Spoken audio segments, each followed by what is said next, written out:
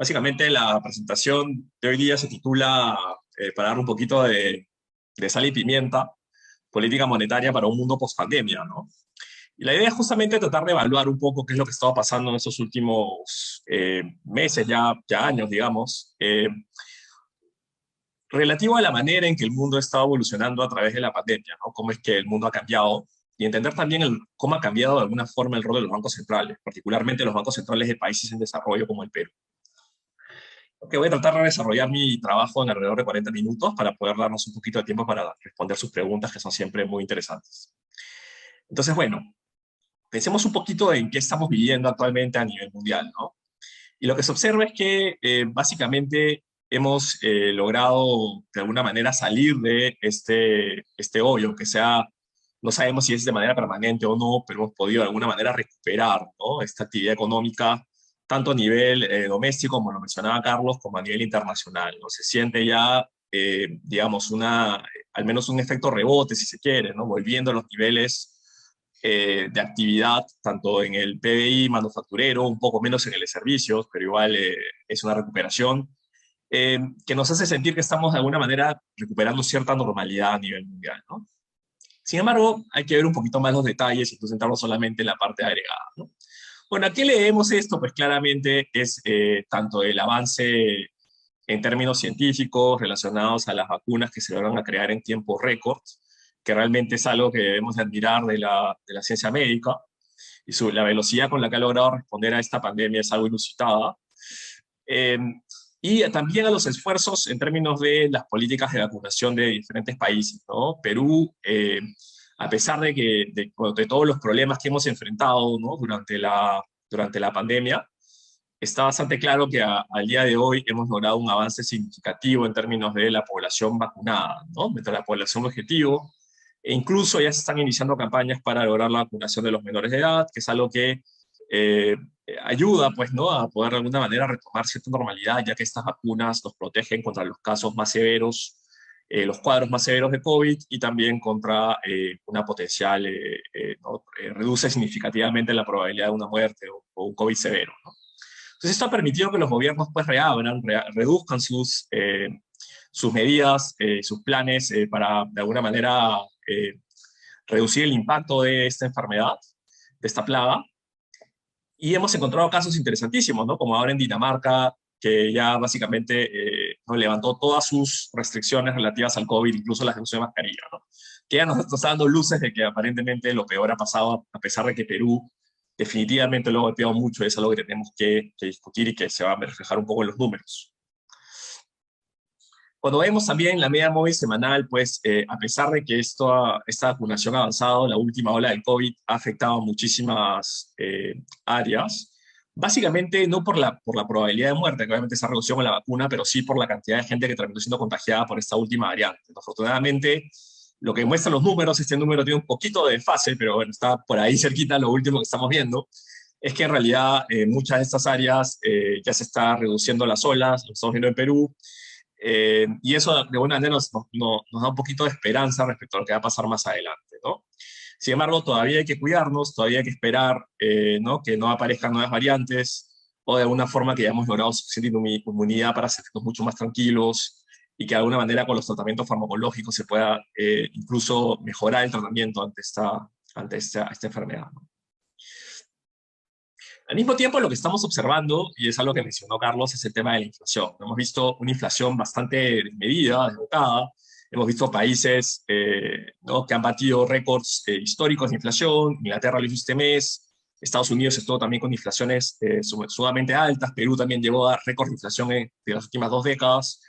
Y así hemos visto tasas de inflación bastante elevadas, ¿no? Acá hay una descomposición que acaba de publicar el Fondo Monetario, que nos dice, pues, ¿no?, que el diferencial de inflación es de diciembre a diciembre, o sea, diciembre de 2021 contra diciembre de 2020, muestra, pues, impactos significativos en esta inflación, ¿ya? Y acá les quiero yo dar una visión un poco diferente a la que van a escuchar. Creo que Carlos un poco también la adelantó, pero creo que podemos hacer un poquito más de detalles respecto a los canales de transmisión, a las dinámicas un poco más teóricas, ¿no?, que están detrás de esta inflación, que es una inflación muy especial, muy particular y muy interesante analizar por la cantidad de factores que vienen detrás de todo lo que estamos viendo, ¿no? Evidentemente, cuando ustedes ven este gráfico, lo primero que van a ver es el azulito, ¿no? El azulito ahí ¿no? Explicando buena parte de estas inflaciones, ¿no? Pero ese azulito que está representado por la energía, ¿no? Es esa historia de precios de energía que les voy a venir a contar, pero luego les voy a decir que hay que tomarla con pinzas, hay que entender bien el contexto de cómo es que este precio de energía está elevándose, por qué se está elevando, y en estricto, qué implicancias tiene ese aumento del precio de energía para la inflación, ¿no? Hay una especie de juego combinado que hay que comprender de una manera un poquito más, una perspectiva un poquito más general, ¿no? Eh, entonces, comencemos primero con esta historia de la energía, ¿no? Entonces, lo que ha pasado con la energía es que hay una tendencia, digamos, de largo plazo y algunos factores de corto plazo que le han pegado a esto, digamos, a la capacidad para poder generar, ¿no? Fuentes de energía. La tendencia a largo plazo es algo que no debemos olvidar. La primera medida del presidente de Estados Unidos, Joe Biden, cuando llegó, el primer acta que firmó, la primera ley que firmó, fue hacer que Estados Unidos regrese al Acuerdo de París, ¿no? No fue solamente un tema de firmar una ley, algo de facto, sino también algo de rigor, o sea, algo simbólico, si se quiere, ¿no? Está diciendo, Estados Unidos va a regresar a los acuerdos ambientales, ¿no? Donde está diciendo de alguna manera que parte de este programa, ¿no? Por el lado de Estados Unidos, una gran potencia que durante la época de Trump, el presidente previo a Biden, pues de alguna manera cuestionó muchísimo estas ideas del calentamiento global, estas ideas de pasar energías más sostenibles, ¿no? Y Biden pues volvió un poco con mucha fuerza, con mucho ímpetu a decir, bueno, vamos a tomarnos esto en serio. Al mismo tiempo estaban ocurriendo en el mundo, ¿no? Elecciones también en Europa, ¿no? Vimos qué pasó en el caso de Alemania, en el que el Partido Verde, que también propone, pues, ¿no? Cambios importantes en términos del uso de energías más sostenibles en Europa, ¿no? Está dando alguna de una señal de que el mundo desarrollado, si se quiere, está tratando de migrar hacia energías más limpias, ¿no?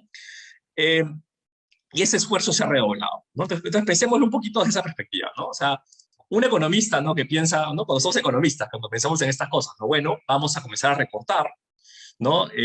A limitar, a hacer más difícil el uso de energías contaminantes, como la que primero se nos viene a la cabeza, ¿no? El petróleo, ¿no? O el carbón, ¿no? Entonces, obviamente, un inversionista que está mirando en esos sectores, ¿no? Lo que va a decir es momento de invertir en energías limpias, va a haber mucho más apoyo gubernamental, va a haber mucho más apoyo, digamos, en el desarrollo, en la tecnología, ¿no? Mientras que en las energías, digamos, más contaminantes, pues va a haber mucho menos apoyo, incluso ha habido, digamos, impactos a nivel financiero, ¿no? Ha habido también una movida de todos estos activos que les llaman activos que son ¿no? Amigables al ambiente. Entonces todo eso configura un escenario interesante, un escenario en el que se combinó, ¿no? Antes de la pandemia, un poco este movimiento hacia energías más por parte de Europa, durante la pandemia, un doble golpe, ¿no? Las restricciones que se pusieron en pie a nuestra movilidad, pues hicieron que el precio del barril de petróleo no se cayera, sino se desplomara, ¿no? Recuerden de que hacia mayo del 2020 el precio del barril de petróleo estaba en terreno negativo, ¿no? Así como lo escuchan, el precio del barril de petróleo, o sea, tú ibas por un barril de petróleo y te llevabas el barril de petróleo y te daban plata encima. Entonces hay que poner esto en contexto, ¿no? Cuando hablamos hoy día del precio de la energía tan elevado, de la inflación y lo que sea, hay que tomar en contexto de dónde venimos. Venimos de un año en el que la combinación de todos estos factores generó, ¿no? Una caída muy fuerte del precio del petróleo, del precio de la energía, ¿no? Entonces, durante toda la época que estamos encerrados, que no se podía volar, que estamos todos en nuestras casitas, el precio del petróleo reflejó esa escasa movilidad y cayó a terreno incluso negativo.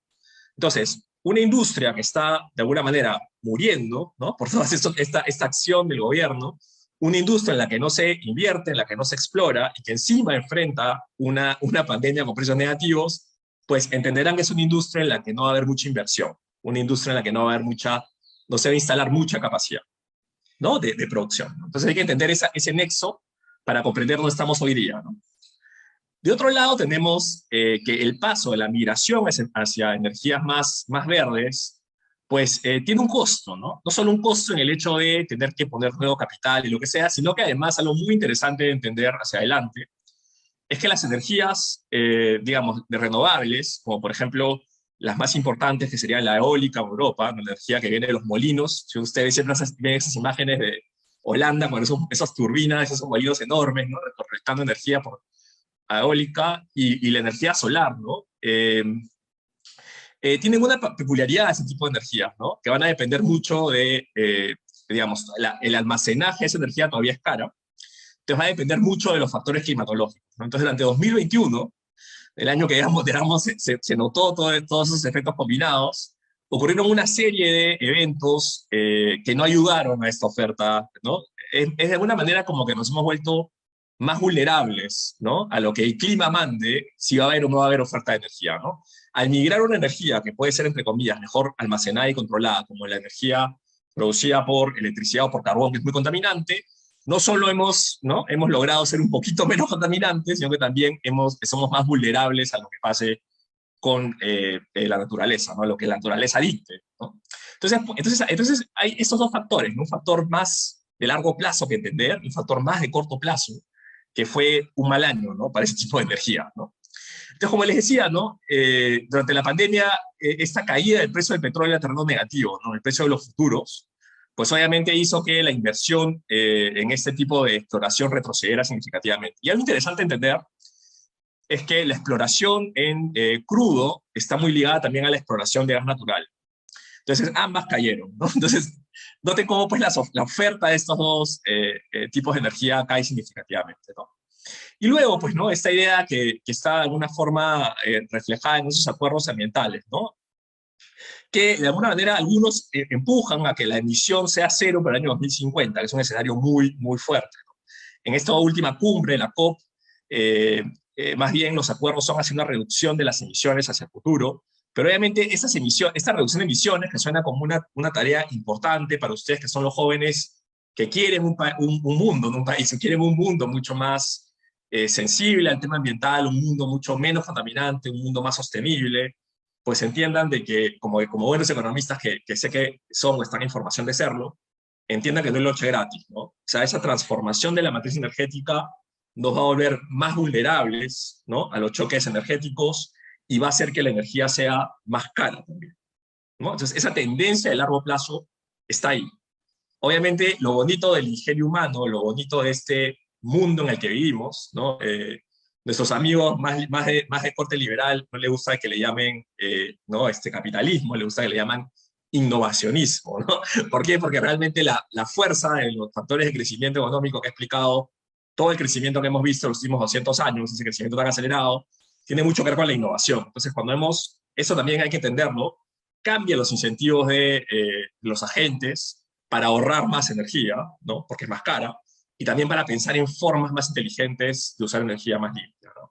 Entonces, eso es algo en lo que también hay que tener fe, ¿no? O sea, siempre el tema de la innovación es un tema difícil de predecir, ¿no? Pero ojalá podamos conseguir energías limpias, costo eficientes o más baratas, o se puedan almacenar mejor las energías renovables con las que disponemos, de las que disponemos. Entonces, como les decía, se ha calculado, esos son los datos del Instituto de la Energía Global, ¿no? Se ha calculado el impacto de estas metas que se tiene, estas distintas metas, ¿no? Esta es la meta de las políticas el escenario de las políticas que se han mencionado, esa es la meta, la simulación con el escenario de cero emisión, ¿no? Y se ve básicamente, esto que están viendo ustedes es el costo estimado en dólares de su bill, ¿no? Lo que le va a costar el servicio de energía a cada hogar. Entonces, ves incrementos significativos a futuro, que básicamente están hablando pues, de que el gasto por hogar en energía va a aumentar. Hay una tendencia en esos precios que hay que estudiar, entender, comprender, ¿no? Ahora, hay que también entender que este aumento de la matriz conlleva también variaciones en otros precios, ¿no? Por ejemplo, para el caso de la energía eléctrica, se tiene que utilizar muchísimo cobre, ¿no? En la transmisión de esta energía. Cambiar de una matriz basada en petróleo a una matriz basada en electricidad, pues ayuda al precio del cobre. Y eso se ha reflejado viendo cómo es que no solo el precio de la energía ha aumentado, sino también el precio de los metales preciosos ha aumentado, que es algo que se ha mencionado mucho para el tema fiscal, ¿no? Que ha de alguna manera ayudado muchísimo a la caja del fisco durante el año 2021, que fue muy celebrado en su momento por el gobierno, cómo es que este aumento del precio del cobre, también a récords, ¿no? de décadas que no se hallan estos precios, pues obviamente empuja la recaudación fiscal y tiene algunos impactos adicionales que entender, ¿no? Pero no me voy mucho por ese lado, yo no soy especialista fiscal, soy más especialista monetario, aunque les he hablado solamente de energía hasta ahora. Pero es interesante entender esas conexiones, ¿no? Y otra conexión importante entender con el precio de los alimentos es que primero hay que comprender que la mayor parte de los alimentos se producen en el campo, entonces hay que trasladarlos a la ciudad. Entonces ese costo de transporte por un mayor costo de la energía, digamos, de la gasolina, del petróleo, pues se traslada a los precios. Y también hay otros vínculos interesantes, ¿no? Si ustedes ven, por ejemplo, esas energías alternativas de las que hemos hablado, entre ellas también se encuentran los biodíeseles, ¿no? Que son esos combustibles que se producen con grano.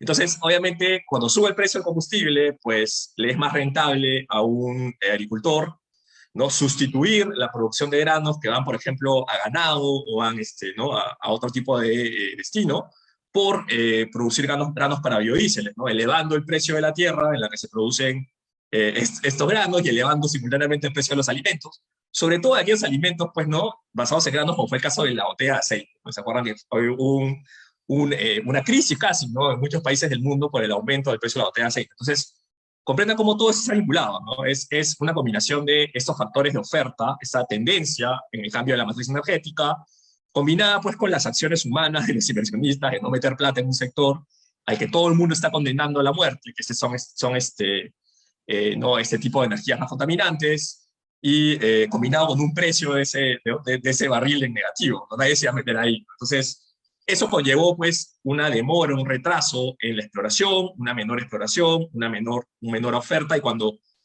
esa oferta contraída, ¿no?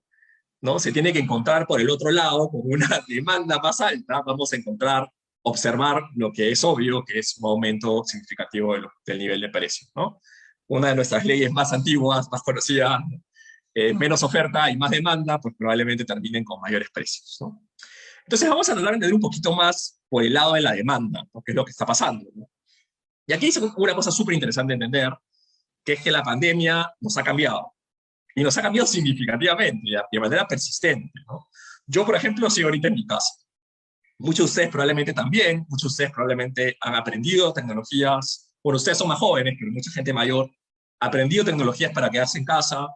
Trabajar en casa es una tendencia que probablemente va a permanecer, pero hay muchos otros factores que han cambiado, ¿no? O sea, por ejemplo, mucha gente en lugar de ir a un cine comenzó a contratar, pues, todos los servicios de streaming, ¿no? Netflix, Disney Plus, HBO Max, que se compró una tele grandota, ¿no?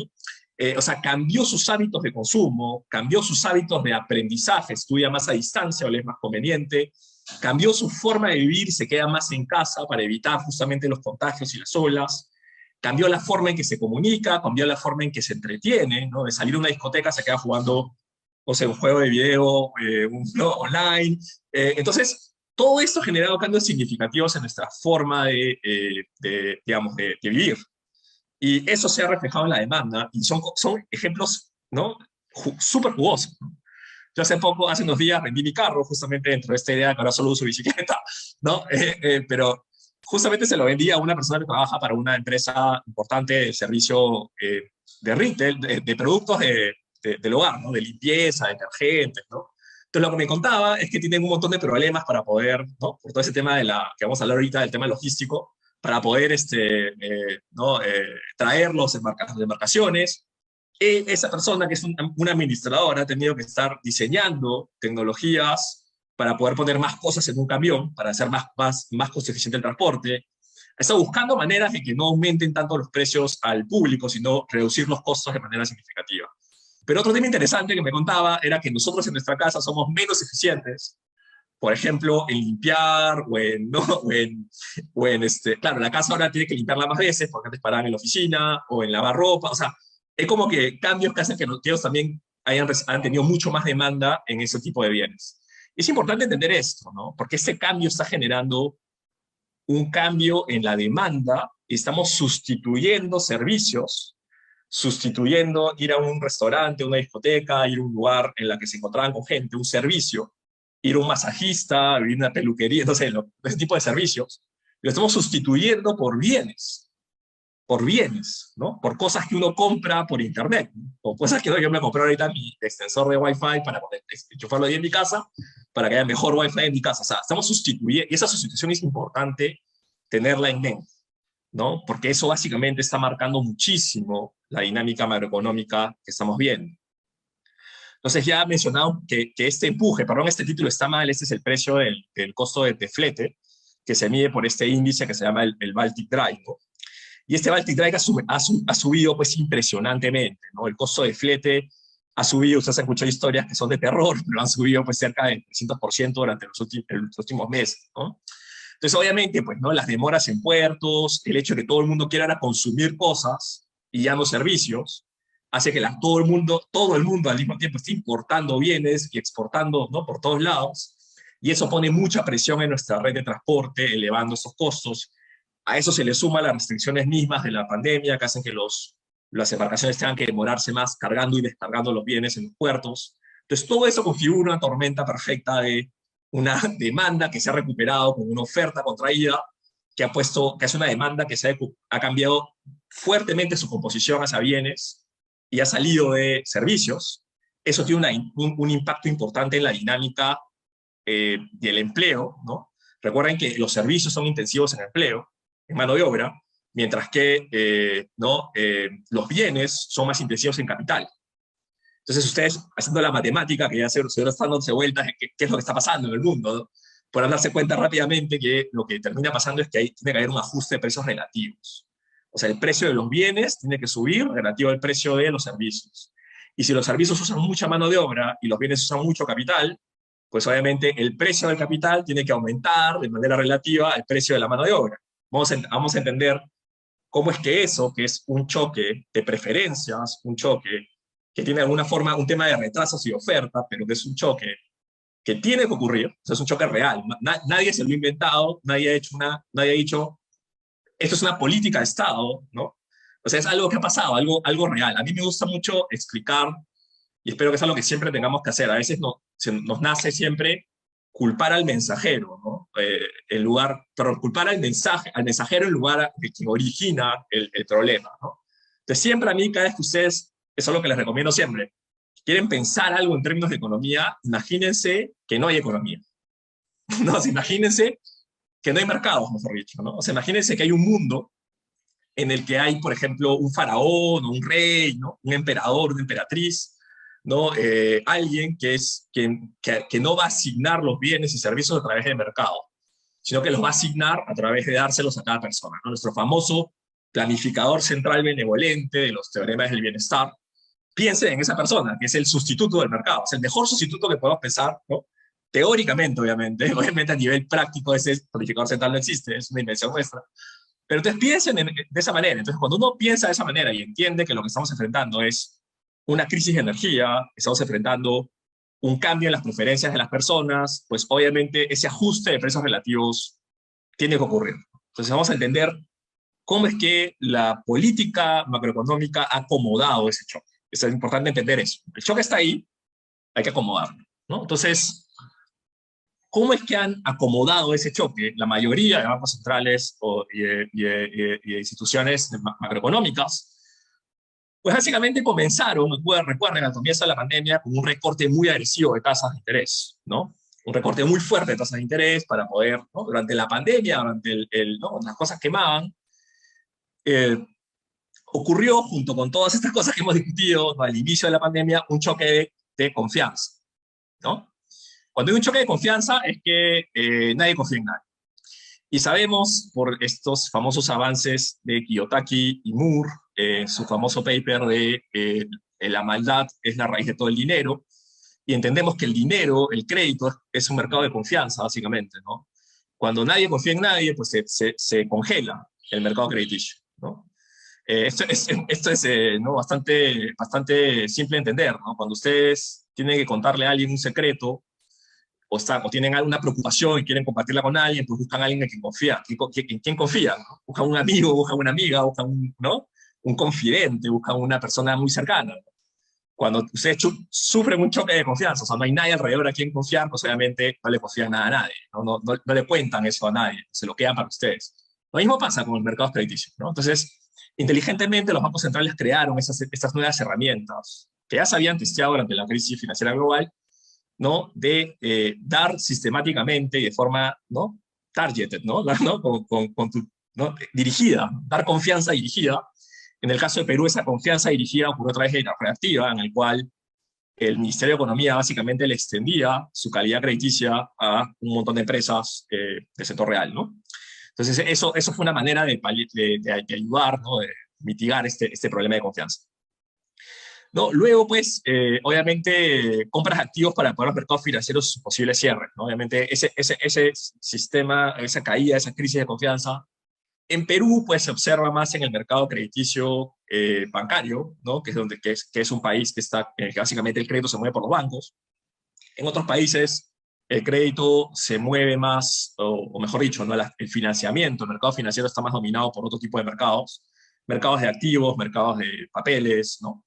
Entonces, Perú se centró en un mecanismo para apoyar al financiamiento bancario, pero el financiamiento no bancario, que es más importante de forma relativa en otros países, también pues, fue apoyado por políticas de compra de activos directas por parte de la Reserva Federal o del Banco Central Europeo, ¿no? Entonces, hubo una provisión fuerte de liquidez, de apoyo al crédito, ¿no? La lección que tenemos hoy día es siempre liquidez, liquidez, liquidez. Y hubo un relajamiento de la regulación financiera, ¿no? Relajar un poquito, soltar un poquito a los bancos para que acomoden un poco el choque, para que se ordenen un poco, ¿no? Darles un poquito de ayuda dentro de esta regulación, ¿no? Permitiéndoles algunas excepciones, a no ser tan severos con la regulación durante esta crisis. Entonces, como consecuencia, encontramos bancos centrales con notas de balance expandidas. ¿Qué quiere decir eso? Que los bancos centrales ahora, dentro de su balance, tienen un montón de cosas, ¿no? O sea, han extendido su confianza a un montón de activos diferentes. Y eso es algo interesante de comprender. Y de acá que toca hacia adelante, algo que ya comenzó en Latinoamérica, ya comenzó en una serie de países desarrollados, pero que está a punto, estamos a puertas de, disculpen, el 15 de marzo, el 15 y 16 de marzo es la próxima reunión de la FED, donde ya se espera que la Reserva Federal suba tasas de interés. Ya ha anunciado que va a comenzar a recortar estas compras de activos. Ya se han comenzado a ver esfuerzos también por parte del Banco Central Europeo, que es un poquito más atrasado, de comenzar a dar señales de una contracción monetaria. Entonces, en el caso del Banco Central de Perú, creo que la tasa de interés ya la subió hasta 3.5, si no me equivoco, si no lo tengo ahorita fresco. Creo que se reúnen este jueves, les toca reunión de nuevo. Vamos a ver qué hacen. No sé si van a parar o van a seguir subiendo. Yo creo que quizás sigan subiendo, ¿no? Entonces, vamos a ver durante este año una corrección de tasas de interés al alza. Y sabemos, ¿no? Cuando ustedes hacen estos ejercicios de valor presente, ¿no? Su BAN, ¿no? El famoso BAN que hacemos para evaluar una empresa, sabemos que los flujos de una empresa se descuentan a la tasa de interés. Entonces, si las tasas de interés futuras suben, o las expectativas de tasa de interés futuras suben, ¿no? Los flujos que están muy lejos, los flujos futuros caen en valor presente. Entonces, el valor de esas firmas cae. Entonces, hemos visto en estos días una corrección muy fuerte en los mercados. Han visto cómo se desplomó el ahora llamado Meta, Facebook, cómo se desplomó Netflix, se desplomaron un montón de empresas que tenían, pues, cash flows, ¿no? Cuando uno paga su suscripción de Netflix, la empresa le entra un montón de cash flows futuros, entonces vale algo, ¿no? Cuando sube la tasa de interés esperada futura, pues todo ese cash flow a valor presente cae. Entonces los mercados financieros están asimilando el golpe, ¿no? De esa política monetaria más contractiva, que es algo también importante de entender.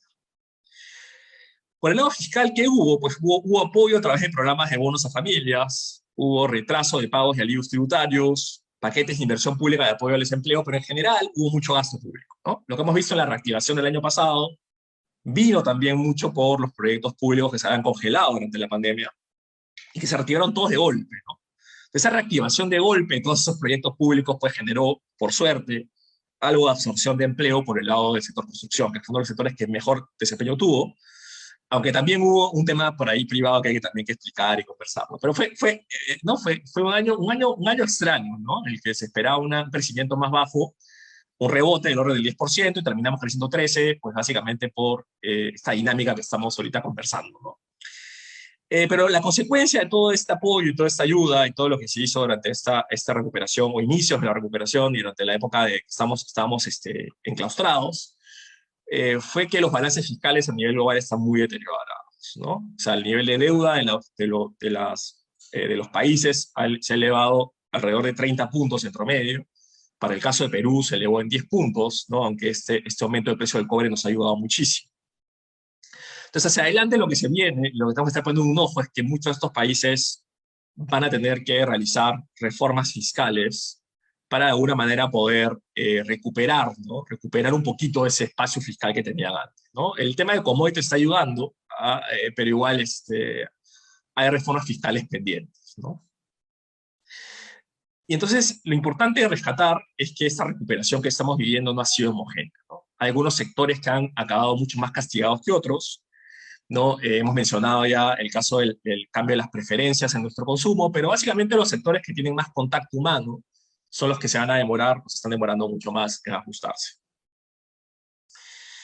Eh, También, pues, el mal manejo que hemos sufrido durante la pandemia ha generado, de alguna manera, un impacto a nivel político, ¿no? Perú, pues, ya está bastante golpeado a nivel político, ¿no? Pero básicamente hubo mucho castigo, ¿no? Por parte de la población en términos de la aprobación presidencial o la aprobación de las autoridades en los diferentes países, en aquellos países en los que se trató mal la pandemia, ¿no? Creo que nosotros vimos de alguna manera que todo lo que observamos en términos de la dinámica política de Perú no se entiende sin todo esto de la pandemia que hemos vivido, ¿no? El vacunagate, todos esos escándalos que ya reflejaban una crisis, no sé, ética, bastante profunda en nuestra clase política, pues claramente se raigó ese descontento y se reflejó pues en las urnas, ¿no? Es difícil pensar en el escenario que estamos viviendo hoy día sin entender pues justamente eso que también hablaba Carlos, ¿no? Sobre la parte política, ¿no? Sin embargo, yo quiero aquí entrar un poquito a los mecanismos más teóricos del ajuste, que creo que nos pueden ayudar a entender qué es lo que está realmente pasando, ¿no? Permítanme un segundo. A ver. Entonces, primero lo que sabemos es que aquellos países, este es un paper de nuestro compatriota Marco Terrones, los países que tienen tipos de cambio menos flexibles, o sea, tipos de cambio fijo, PEX, paridad, ¿no?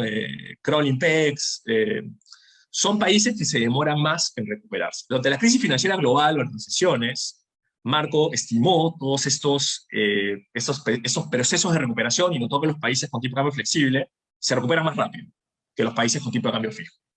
Ahora hay que entender por qué, o sea, qué es lo que está detrás de esta recuperación y por qué se demora. Y acá es importante entender, y aquí es donde me pongo mi sombrero de banquero central y política monetaria, entender que uno de los principales rigideces que se tiene en los mercados es la rigidez de los salarios a la baja. O sea, los salarios normalmente, en términos nominales, nunca caen. En el Perú hay una ley incluso que prohíbe que te bajen el sueldo.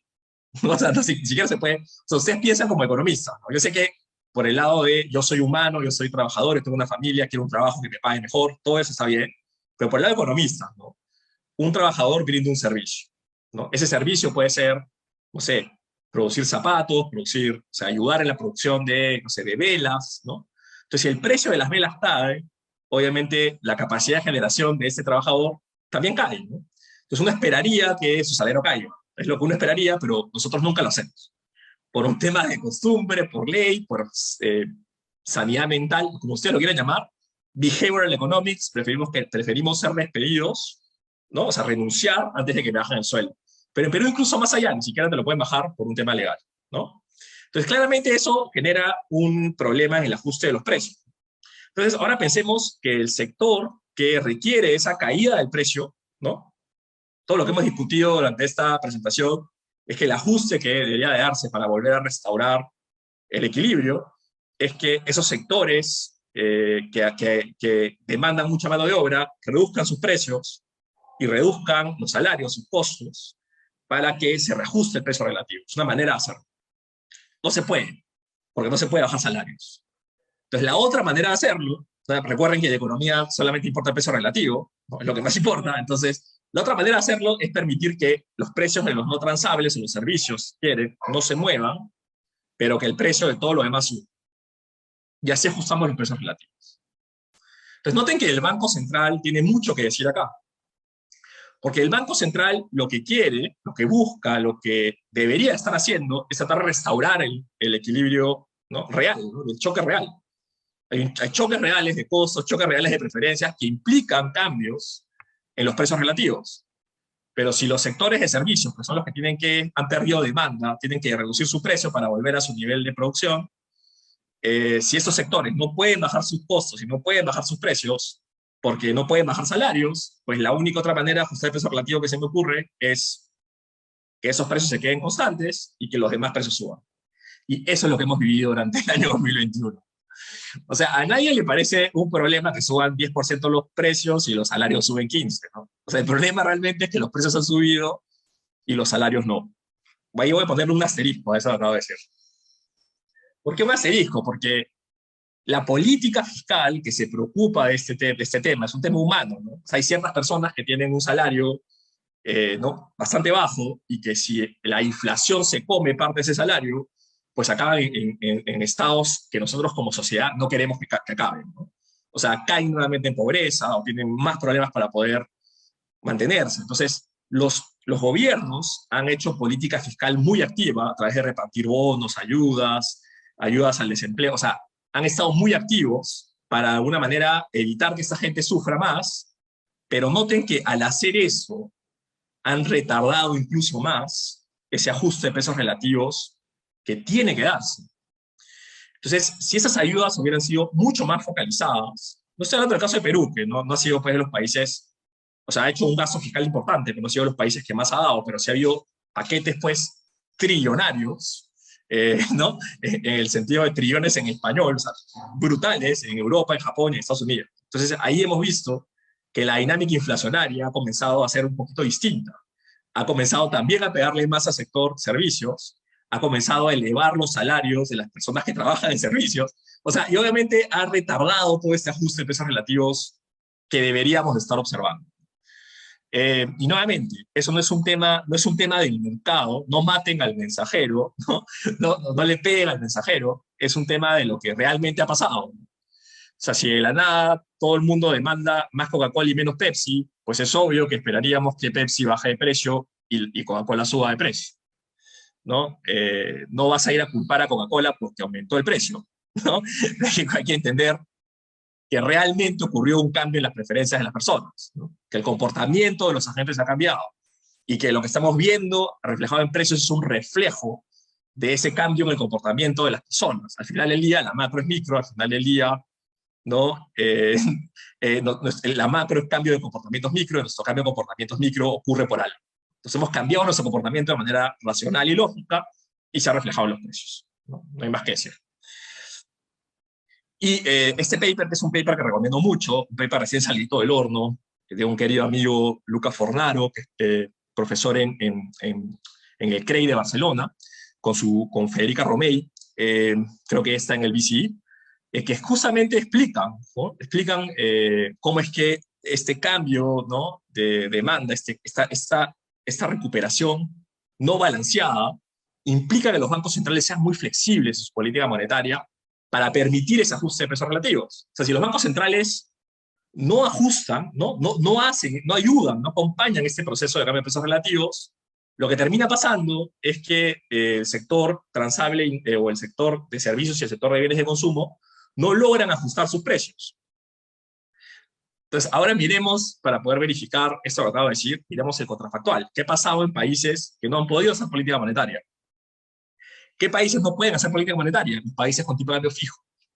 Entonces, si ustedes miran las inflaciones de Bolivia, los invito a googlear ahorita que están en la computadora, la inflación de Bolivia, la inflación de Ecuador, ¿no? La inflación de Panamá, la inflación de países con tipos de cambio fijos, van a ver que su inflación es bajísima, ¿no? Tuvieron deflación durante el año 2020, inflación 2% durante 2021, y ustedes dirán, entonces, ¿por qué no seguimos el ejemplo de Bolivia o el ejemplo de Ecuador, que tienen tipos de cambio fijo? Bueno, la recuperación de esos países recién van a llegar a sus niveles de actividad pre-COVID a finales del 2022. Nosotros llegamos a finales del 2021, ellos a finales del 2022. O sea, están sacrificando ese ajuste relativo, ¿no? Con una menor inflación, ¿no? Entonces, para refrasear lo que estoy diciendo, ¿no? Necesitamos acomodar un ajuste de precios relativos por todo lo que hemos mencionado, ¿no? Factores energéticos, factores de cambio de preferencias, factores de oferta, factores de demanda. Necesitamos hacerlo. Hay dos maneras de hacerlo, ¿no? Una es buscar una forma de que estos precios bajen y eso se quedan así, o buscar una forma de que esos precios suban y eso se queden así, ¿no? Y ahí es donde juega la política monetaria. Si la política monetaria se vuelve muy flexible, permite que los precios de los bienes suban y los precios de los servicios se mantengan. ¿no? Y eso hace que vivamos lo que escenario que estamos viviendo en un país como Perú. Si ustedes no hacen eso, ¿no? Este ajuste de precios relativos es muy lento, la inflación es muy baja, ¿no? Hacen política monetaria, ¿no? O no pueden hacer política monetaria expansiva, y terminan con un escenario en que el ajuste de la actividad, ¿no? La recesión, el desempleo se queda más alto por más tiempo, ¿no? Entonces aquí es donde uno tiene que entender que lo que está haciendo el Banco Central es manejar, administrar, ¿no? O sea, tiene estas dos cosas que balancear en nuestra sociedad y tiene que, ¿no? Modularlas. Es el famoso pick your poison, ¿no? Elige tu veneno. O sea, las dos cosas son malas, no queremos ninguna de las dos, pero lo que podemos hacer con la política monetaria es modularlas. Y la forma que ha permitido el ajuste de los países con política monetaria activa, la mayor parte de países lo ha permitido a través de una política monetaria expansiva que ha generado que el ajuste se dé con una mayor inflación. Espero que eso quede claro, ¿no? ¿No? Espero que quede claro al final del día que uno puede decir, no, que la culpa de los bancos centrales, bueno, ¿no? Una gente dice, bueno, la culpa es de la energía, el precio de la energía, también, ¿no? Entonces es una combinación de las dos. No quiero demorar mucho más, solamente quiero ir ya a entender qué lecciones nos deja la pandemia para poder ver si podemos acomodar alguna pregunta, pero bueno, la primera lección es que si bien en la crisis financiera global la banca fue el problema, en este caso hubiéramos quizás deseado que la banca estuviera más desarrollada y la gente estuviera más bancarizada para que estos bonos que se otorgaron, esas ayudas que se otorgaron, hubieran llegado más rápido de manera más eficiente a la gente. Lamentablemente, como ustedes vieron, no fue el caso. Pues a veces la banca no es el problema y es la solución. Reactiva ayudó, hubiéramos querido que empresas, microempresas, micropymes, empresas, ¿no? Chiquititas hubieran estado también bancarizadas para que Reactiva pudiera haber llegado también a ellas. No se pudo, ¿no? Entonces, hay que también entender un poco eso, ¿no? A veces es la solución y no el problema. En el caso del 2008 fue el problema. Bueno, hay una mala diversificación de riesgo a través de agentes. Obviamente, ese choque ha generado mucha dispersión. Empresas que se han ido arriba, empresas que se han ido abajo. Eso es un problema que también hay que tratar de entender, ¿no? La flexibilidad cambiaria ayuda a recuperarnos, pero conlleva costos, ¿no? Que básicamente se ha reflejado en una inflación bastante alta, ¿no? Durante este año 2021. Liquidez, liquidez, liquidez, ¿no? Hay que encontrar formas más creativas de inyectar liquidez cuando se rompe la credibilidad o se rompe la confianza en los mercados de crédito. Los cambios en las políticas globales es una lección que ya sabíamos, pero obviamente los cambios en las políticas globales afectan las lecciones locales, ¿no? Estamos ya bastante interconectados a nivel financiero y hay que también tener esto en mente cuando comienza ahora la reversión de las tasas de interés a nivel global, ¿no? Ha sido también una victoria para el toolkit expandido de los bancos centrales, ¿no? Estas políticas no convencionales, que ya no son no convencionales, pues claramente han demostrado, y es importante, los invito yo aquí a un poquito de cherry, a que se metan a ver las charlas que hemos hecho en honor a Renzo Rossini, quien en día fue gerente general del Banco Central, y que estamos justo muy cerca de conmemorar un año de su pérdida a causa de esta terrible enfermedad, con Diego Vinkerre, también profesor, él es decano del Departamento de Finanzas de la Universidad del Pacífico. Hemos editado un libro que básicamente recoge una serie de conferencias en las cuales también tenemos videos. Una de ellas clave para entender todo lo que estamos diciendo acá es la conferencia de Saki Vigio, creo que será bonito escucharlo. También la de Guillermo Calvo, economista argentino. Los invito a escuchar esas conferencias si no lo han hecho, o a estar atentos que en unos días ya lanzamos el libro, que espero que les sea de interés, pero eso ha sido claramente una victoria de ese toolkit expandido que vienen usando las economías pequeñas y abiertas como la peruana, ¿no? Bueno, los retos son cómo le explicamos estos choques de oferta a la población, que van a ser, como les he dicho, por el lado del tema de la energía, más volátiles y más frecuentes. Los bancos centrales no son muy buenos acomodando choques de oferta, por eso esto va a ser un reto hacia adelante. En términos de comunicación también. Hay que también, en esta coyuntura, reconstruir esos buffers, reconstruir esas murallas, ¿no? Hemos perdido, entre comillas, y yo sé que es un tema debatible, pero hemos perdido algo de reservas. O sea, nos hemos endeudado en el exterior en monedas duras y hemos vendido mucha de esa moneda dura para poder aguantar un poco el cambio. Hemos perdido, hemos elevado el nivel de deuda sobre el PBI. Hay que de alguna manera encontrar una fórmula para poder recuperar no, estos fondos. El Fondo de Estabilización Fiscal, por ejemplo, hay que una manera de recuperarlo. Los cambios globales están llevando a una reasignación fuerte de factores, ¿no? Por todo lo que hemos mencionado en términos de bienes y servicios. Y eso hace que esa recuperación sea bastante desigual, bastante heterogénea, ¿no? Entonces hay que tener cuidado con solamente leer el numerito agregado y no mirar, ¿no? La parte más micro de esos numeritos. También el activismo del Banco Central, ¿no? Los bancos centrales haberse metido hasta la cocina, en términos ¿no? Literalmente, ¿no? O sea, ver personas en casa, gente que no se dedica justamente a economía, meterse tanto en discusiones de política monetaria tiene sus pros y contras, ¿no? Quizás entre una próxima crisis se le pida demasiado a un banco central que no está para hacer tanto, ¿no? Ahorita está muy de moda el tema de los efectos redistributivos de la política monetaria, también los efectos de sostenibilidad de la política monetaria, un debate muy fuerte a nivel global que podría hacer que se genere cambios o presión del público o política por cambios en la forma en que se hace política monetaria. Esto puede ser un reto o un peligro hacia adelante. Finalmente, algunas cosas también, hablar, por ejemplo, el tema del crédito no bancario, ¿no? Que genera retos en los roles de la banca central. La banca central está, en Perú al menos está muy vinculada al tema bancario, en el tema no bancario, y estar de alguna manera evitando que se caigan los mercados financieros puede generar también algo que se conoce como el famoso Greenspan Put, ¿no? Que el Banco Central te ayuda a que tus acciones nunca se caigan, puede generar cambios en el comportamiento también de los agentes, ¿no? Y eso es algo que también hay que mirar, ¿no? O sea, si el Banco Central sale a rescatar, por ejemplo, ¿no?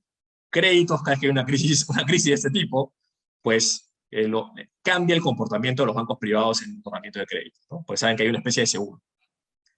Bueno, los efectos redistributivos que mencionaba, que cada vez importan más a la población y que podrían poner presión, y lo que les mencionaba, pues, ¿no? Quizás 2 rescates en 12 años es mucho, y cómo vas a maniobrar hacia adelante con balances tan grandes, ¿no? Mucha gente dice que va a ser imposible para los bancos vender lo que tienen en su balance, nadie se lo va a comprar, sobre todo en un escenario en el que los bancos están subiendo tasas de interés y los precios de esos activos están cayendo, ¿no? Entonces, si en ese escenario que los precios de los activos caen, los bancos centrales salen a vender los activos para reducir el tamaño de su hoja de balance, suena un escenario improbable, ¿no? Entonces ahí también hay un reto importante que mencionar. Y finalmente, pues hemos visto también cómo durante esta pandemia hay un boom de estas famosas monedas digitales y criptomonedas, y todo el tema del online banking, ¿no? Que es una especie de escape o arbitraje regulatorio que va a poner bastante presión en la banca central. Bueno, me he comido un poquito el tiempo, pero espero que haya valido la pena. Entonces me quedo acá para responder sus preguntas, que creo que hay algunas por ahí.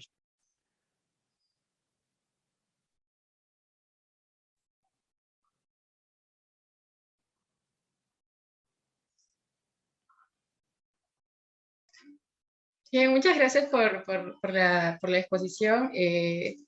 Bueno, después de habernos acompañado en esta tercera edición de la PECO Summer 2022, agradezco nuevamente la maravillosa ponencia, Marco Ortiz. Es realmente un placer poder escucharlo sobre todo estas problemáticas que requieren el panorama actual, ¿no? Bueno, vamos a hacerle llegar algunas preguntas del público que están para usted, Jorge.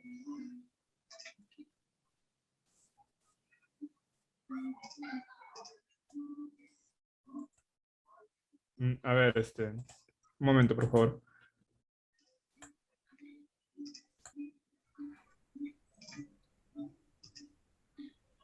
También les puedo dar consejos de inversión.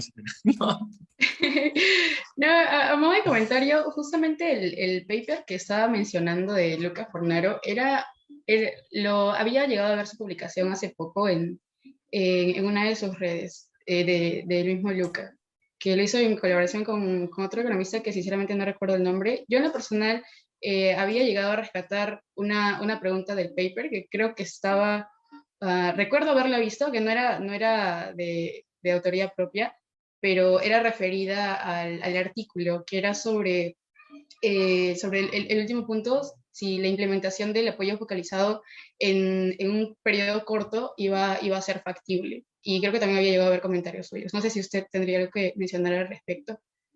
Yo imagino, sí, o sea, el paper de Luke es interesante porque nos plantea un poco qué tipo de choque estamos enfrentando, ¿no? A mí me gusta mucho que le demos una ojeada al tema, a la charla de Saki Vigio, que fue muy interesante porque él nos dice, bueno, es que esto plantea algo interesantísimo, ¿no? Si el Banco Central puede afectar precios relativos, recuerden que el BCR mueve la tasa de interés a corto plazo, ¿no? Entonces la idea es que esa tasa de interés de alguna manera, en nuestros sueños, ¿no? Desde ilusiones, es que impacte de alguna manera neutra, ¿no? A todos los activos del sistema financiero. Obviamente no lo hace, esperemos que sea así. Pero si el BCR tiene la potestad de decir, tú sí, tú no, tú sí, tú no, tú sí. o sea, ante la población, tener ese poder es algo complicado, ¿no? Como dirían, ¿no? En El Hombre Araña, ¿no? Todo gran poder implica una gran responsabilidad. Entonces, tener esa capacidad de poder decir, este activo sí, este activo no. Durante la época de Reactiva, nosotros vimos cómo muchas personas que no fueron beneficiarias de Reactiva salieron a levantar su voz de protesta, ¿no? ¿Por qué ellos sí, nosotros no? Entonces, darles ese tipo de roles a un banco central quizás escapa de la capacidad que tienen ellos o de su instrumental para discernir a quién sí y a quién no. Que es un poder que nosotros como sociedad no le quisiéramos dar a un banco central o a un funcionario público.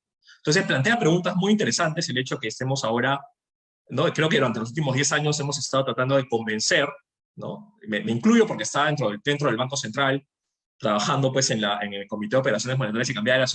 Toda mi vida he creído firmemente en la intervención cambiaria, todo mi research es sobre la intervención cambiaria. Entonces hemos estado tratando de convencer al resto del mundo de que esas herramientas funcionan, sirven, son serias. Pero ahora que nos hemos convencido, y una pregunta un poco más filosófica, ¿no? Deberíamos de poder utilizarlas, deberíamos de tener el permiso de la sociedad para utilizarlas, sabiendo que tienen potencialmente efectos redistributivos tan importantes, ¿no? Creo que esa es la pregunta difícil de responder. Claro, también porque depende del panorama incluso de distintos países, ¿no? Incluso en el paper mencionaban hablar de una cooperación o sea, en cooperación internacional o sobre las políticas monetarias que funcionaban distintas, o que los países que no llegaron a inflarlo por su tipo de cambio o economías dolarizadas o parcialmente dolarizadas, y que a pesar de eso no sufrieron la inflación tal cual porque estaban ocupados en quizás recuperar los niveles de producción que tenían pre-COVID, ¿no? Y la reflexión final que menciona, bastante interesante en realidad, creo que escapa un poco del lado económico-técnico, que como mencionan a veces algunos economistas, quizás es hora de ver la economía no como algo tan parametrizado, sino como algo más humano. Concuerdo totalmente. Sí, claro que lo que siempre he creído. Sí. O sea, obviamente tenemos sectores distributivos y nosotros de alguna forma yo siempre digo que le hemos sacado el cuerpo al toro. Cuando el toro venía, cuando Arrow hablaba del teorema de la imposibilidad, ¿no? Cuando Amartya Sen hablaba de temas de que esta pared de eficiencia puede llevar a sociedades horribles, los economistas sacamos el cuerpo, ¿no? Dejamos el toro pasar. Y no, nosotros solo estamos en el pared de eficiencia, ¿no? Todos somos felices, no hay efecto redistributivo, todos los efectos se compensan, ¿no? Claramente no es el caso, ¿no? Entonces, creo que el instrumental, más bien técnico, lo que ha hecho la gente como Ben Moll en LSI, ¿no? Todos estos papers de Nuno Galo, o siempre le cambio el nombre, Galo Nuno creo que se llama, de Galo Nuno del Banco de España, creando este tipo de herramientas, esos toolboxes para encontrar los efectos redistributivos o en la distribución de los ingresos de las políticas macro, que ahora han generado un boom en esta área de la macro, con esos modelos de agentes heterogéneos, ¿no? Con una distribución ¿no? explícita en la dinámica. Creo que está abriendo las puertas a esas preguntas y creo que la verdad vamos a volver a llegar a las mismas respuestas de las que llegó a Arrow que las que llegó a Amartya Sen, ¿no? Entonces, eso va a plantear retos bien importantes para la carrera de economía, ¿no? Por eso, chicos, aprendan a programar, eso es basiquísimo, porque estos modelos son súper difíciles, así que tienen que manejarlo. No, muchas gracias por el consejo. Tengo una pregunta aquí en el chat, no sé si... Sí, Jorge, creo que tenemos una pregunta por el chat. Sí, acaban justo de escribir ahorita, a ver, la voy a leer para... Pero esta es una ponencia, creo. Un paper, ¿no? Escrito.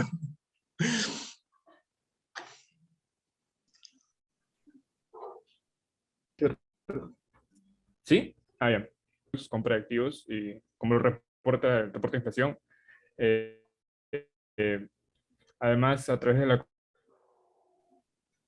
compra de bonos BTP, convención orgánica, que indica que solo podrá comprarse 5% de la masa monetaria del año anterior. Indica que la compra de activos de los bancos centrales en América Latina fue tímida. Pone bastantes links.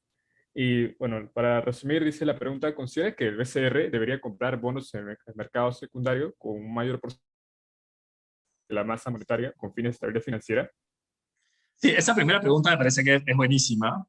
justamente lo que estamos discutiendo ahorita, ¿no? Si es que el BCR debería de afectar el precio de activos directamente, claro. Y lo que realmente acá ha hecho el BCR no es comprar bonos del Tesoro peruano, sino que lo que hizo fue, mira, aquí dos cosas que entender, ¿ya? Porque a veces es difícil explicar.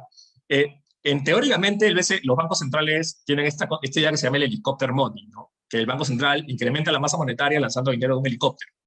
Obviamente eso no se puede hacer, ¿no? Obviamente los bancos centrales elevan la cantidad de dinero en la economía, expanden la liquidez, comprando, ¿no? Comprando o manteniendo dentro de su balance activos, ¿no? Eso es una red. El Banco Central le da plata a un banco privado, o sea, aumenta la cantidad de dinero que hay en la economía y a cambio le quita papeles al banco privado y los pone dentro de su balance. Si ustedes miran el balance del Banco Central, del lado de los activos tienen reservas internacionales, tienen deuda, crédito interno neto, y del lado del pasivo tienen justamente esta liquidez, ¿no? Para hacerlo simple. Entonces, cuando quieren elevar la liquidez, tienen que elevar también los activos. Entonces, lo que el BCR tiene que hacer es buscar activos, y el BCR trata de siempre buscar los mejores activos posibles. Esa parte a veces no le enseña muy bien y es un poco complicado, más complicado digamos, de comprender, pero el BCR tiene que tener un activo dentro de su balance cuando aumenta la liquidez. Entonces, en este caso, el BCR decidió hacer algo extraño, que fue elevar, ¿no?, su hoja de balance, ¿no?, tomando como activos créditos de los bancos, ¿no? Esto se llama hacer una repo de cartera. Pero esta repo de cartera, que es la repo del programa Reactiva, fue un poco especial, porque esa repo de cartera le ponía un sellito a esa cartera bancaria y decía, esta cartera bancaria tiene, ¿no?, tiene el mismo nivel crediticio que un bono del Tesoro peruano. Entonces, no es que directamente el BCR esté comprando, ¿no?, o prestando evidentemente al fisco, pero es una especie de, ¿no?, de puenteo, ¿no? O sea, agarró cartera y le puso el bono el sello de calidad de los bonos del fisco. Entonces, la pregunta creo que es un poquito más compleja, es si el BCR debería seguir haciendo eso. Entonces hay que entender la coyuntura. El BCR tenía que expandir la oferta monetaria en un contexto de tasas de interés bajas. O sea, el BCR, si hubiera podido, hubiera puesto la tasa de interés en -4 durante la pandemia, pero no puede, porque tienes el zero lower bound. Entonces, como no puedes, tienes que encontrar maneras de expandir la masa monetaria de una manera distinta. Y la manera que lo hizo fue atacando la curva de riesgos. O sea, tú puedes bajar la tasa de interés de un activo financiero bajando la tasa de interés libre de riesgo o bajando el riesgo. El BCR se metió directamente a bajar el riesgo. Y al mismo tiempo se creó a sí mismo activos para poder hacer repos. Porque cuando los bancos centrales tienen que inyectar tal cantidad de liquidez, tienen que retirar tal cantidad de papeles, así funciona, si esos papeles no están en el mercado, no hay que retirar. Julio Velarde ya sabía esto hace años. Julio Velarde tenía ya armado una repo de cartera para que los bancos vengan y pongan su cartera cuando haya que inyectar liquidez. El problema de hacer eso es que cuando un banco viene y te dice, te voy a dar mi cartera, le está diciendo al resto de bancos, oye, no tengo papeles, estoy en problemas. Eso genera un riesgo reputacional que hace que esta repo de carteras nunca haya funcionado, a pesar de los esfuerzos del banco. Pero Julio lo ha dicho abiertamente, y estamos preparados para que los bancos privados usen su cartera como garantía de las repos. Entonces se les ocurrió esta idea de Reactiva, que fue una forma de permitir inyectar más liquidez en un escenario de tasas de interés bajas. Entonces, si me preguntan hacia adelante el SR debería hacer esto, la gente no entiende que hacia adelante no hay que expandir la cantidad de liquidez, hay que retraerla. Bien, no estamos en una normalización de la política monetaria. No queremos seguir expandiendo la política monetaria, queremos dar la inflación, queremos más bien contraerla, porque es lo que queremos estar haciendo ahorita. Entonces no tiene sentido pensar en un banco central que está ahorita prestándole plata al fisco, prestándole plata, o sea, comprando activos y vendiendo y poniendo dinero en el mercado. Estamos más bien en el otro lado del ciclo monetario, si se quiere. Entonces no tiene sentido estar pensando en un banco central que le presta plata a la MIPE, no tiene ningún sentido. Y esa discusión debió ocurrir en ese momento en que había que expandir la masa monetaria. Ahorita ya no hay que hacer esa, ya no tiene ningún sentido. Y sobre la otra pregunta, no muy buena de Harold, relativa al tema de los forwards, yo creo que el BCR tiene mucho control sobre los forwards, ¿no? Que es algo que tampoco se dice muy abiertamente, pero el BCR pone control pone límites a la negociación de forwards. Entonces sí, pues siempre se usan los forwards, pero A ver, digamos, la inyección de fondos por parte del Banco Central ocurre cuando los agentes no quieren llevarse su plata, pero quieren cubrirse contra el riesgo cambiario. Yo creo que habían, ¿no? O sea, si tú me preguntas que durante toda esta época de riesgo político hubo especulación a través de forwards, yo te diría que habían, o sea, todas las cajitas tenían check para decir tengo que cubrirme el riesgo cambiario, ¿no? ¿No? O sea, creo que las amas de hogar, los taxistas estaban comprando dólares. O sea, o sea, no lo veo como que han usado ese mercado para algo malo o especulativo. Creo que lo han usado como lo tienen que usar, para comprar coberturas ante un riesgo que ocurría, ¿no? Ahora, una vez que esa plata tiene que ya irse del país, la gente que abrió cuentas en Miami se llevó su plata, eso ya no usas el forward como intervención, sino usas la venta spot. Porque no solamente tienes que cubrir la posición de las personas, sino que tienes que hacer que la banca privada tenga la liquidez para poder darle esos dólares a un banco corresponsal o un banco del exterior que los coloque en Miami. Entonces eso sí generaba que el BCR tuviera que vender spot. Entonces todas esas ventas, si ustedes miran cómo se ve la cuadro 13, creo que es de la nota semanal, miran cómo se ve todas las salidas de capital de corto plazo y miran cuánto perdió el BCR reservas, estas contadas, ¿no? Básicamente lo mismo. Y 18.000 millones, creo que fue eso básicamente por esa salida de capital, ¿no? Que obviamente sí ocurrió, ¿no? Y ante shocks de liquidez, ¿qué tipo de medidas recomiendo macroprudenciales? Bueno, el BCR usa mucho los encajes, claro. O sea, no es normal usar encajes. Otros países del mundo ya ni los usan, ni los tienen. El BCR tiene una peculiaridad, que es que la SBS no está dentro del BCR. Entonces, es como que el BCR, esa famosa frase, ¿no? Si tú solo tienes un martillo, todos los problemas son clavos. Se aplica un poco al BCR, ¿no? El BCR se ha quedado, o sea, normalmente en otros países la SBS está dentro del BCR. El BCR tiene un control tanto microprudencial como macroprudencial. En el Perú tenemos las dos instituciones divididas por buenas razones. Entonces, a veces no comulgan en su análisis. Entonces, el BCR a veces se manda, ¿no? Con medidas, utilizando encajes, todo el programa de desdolarización, ¿no? Todo lo que vieron del programa de desdolarización, ¿no? Todo eso suena a una medida que debió implementar la SBS. En un país normal la SBS se lo hubiera implementado. Pero el BCR tuvo que hacerlo a través de encajes. Que noten que no tiene sentido, porque el encaje te está afectando el fondeo. O sea, el encaje es, ¿no? Es que te cobran sobre cómo te financiaste, mientras que lo que el BCR quería era reducir el crédito de los bancos en dólares. O sea, una medida mucho más lógica hubiera sido usar algún otro tipo de provisión, ¿no? Respecto a créditos, a la cartera, al lado del activo de los bancos. Pero se usan los pasivos porque el BCR solo tiene los encajes. Entonces, mientras el BCR tenga los encajes, ¿no? Los encajes van a estar muy altos, van a usar mucho, entonces va a haber mucha liquidez, entre comillas, ¿no? Y luego el BCR interviene vendiendo RIN cuando tiene que vender, ¿no? Para eso tiene un montón de RIN. Entonces, liquidez en moneda extranjera no creo que Perú sufra de ella, ¿no? Creo que siempre la va a tener disponible, pero siempre puede haber catástrofes, ¿no? Eso es lo que hay que tener cuidado. Pero buenas preguntas, Haru. Espero habernos respondido. ¿No? No, por supuesto que sí. Muchas gracias, realmente. Muchas gracias por la ponencia, muchas gracias por lo digerible que pudo hacer la exposición y por la respuesta a las preguntas que han tenido, bueno, sobre todo Harold, que quizás se lleva a explayar bien, lo cual está perfecto. Bueno, agradecerle cordialmente pues a usted por habernos acompañado en esta tercera edición de la PECO Summer. Y vamos a ya continuar el programa de la PECO con el sorteo de becas entregadas por nuestros compañeros de Infox. Nuevamente, muchas gracias, profesor, por su asistencia, por la exposición y por todo. Esperamos poder contar con usted en próximos eventos. Cuando quieran, sí. Gracias por la invitación. Cuídense mucho. Chao.